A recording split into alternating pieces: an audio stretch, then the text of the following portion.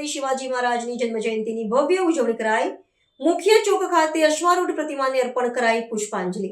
અખંડ ભારતના આરાધ્ય અને હિન્દવી સ્વરાજ્યના સંસ્થાપક શ્રી છત્રપતિ શિવાજી મહારાજની જન્મજયંતિ નિમિત્તે આજે સમગ્ર શહેરમાં ભારે ઉત્સાહ અને ભક્તિભાવપૂર્ણ વાતાવરણ જોવા મળ્યું હતું।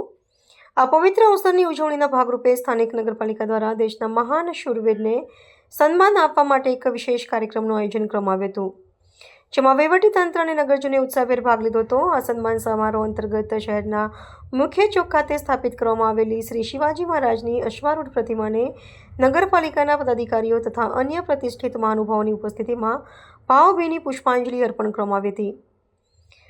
મહાન મરાઠા યોદ્ધાના દમ્ય સાહસ, સુશાસન અને શૌર્યને સ્મરીને તેમની પ્રતિમાને ભવ્ય હારતોરા પહેરાવીને કૃતજ્ઞતા વ્યક્ત કરવામાં આવી હતી।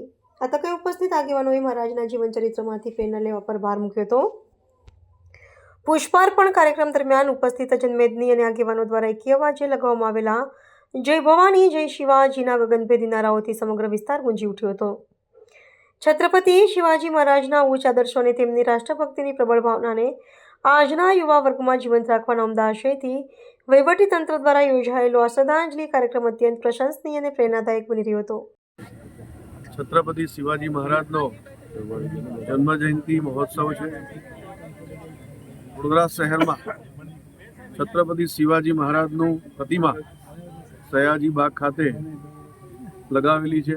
ભારતની અંદર જે બે મોટી પ્રતિમાઓ છે, એક પુણેમાં છે અને બીજી વડોદરામાં છે।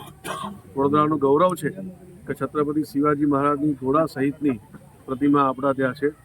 આજે પ્રતિમાને માલ્યાર્પણ કરવાનું થયું। છત્રપતિ શિવાજી મહારાજ એ માત્ર વ્યક્તિ નહોતા, એ વિચાર હતા। એમને એમના માતા જીજાબાઈમાંથી જે સંસ્કારો મળ્યા હતા એનાથી એમને સંકલ્પ લીધો તો મા ભવાનીની સામે ઊભા રહીને કે હું મારા જીવનકાળમાં હિન્દી સ્વરાજની સ્થાપના કરીશ, અને જે સંકલ્પ લીધો એ સંકલ્પ એમને પૂર્ણ પણ કર્યો। જે તે સમયમાં મોગલોને હંફાવનાર કોઈ એકમાત્ર રાજા હોય તો એ સમયની અંદર મહારાજા છત્રપતિ શિવાજી મહારાજ હતા।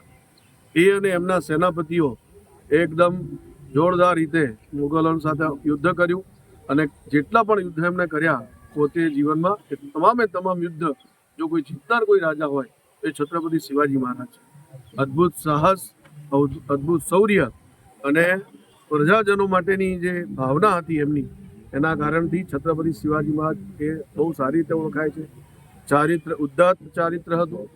એમનો એક પ્રસંગ પણ જોરદાર પ્રસંગ છે, જ્યારે કોઈ મોગલની સેનામાંથી કોઈ સ્ત્રીને લઈ આવે છે ત્યારે છત્રપતિ શિવાજી મહારાજ એવા મહારાજ હતા કે એમને સસન્માન એ પાછા મોકલાવે છે।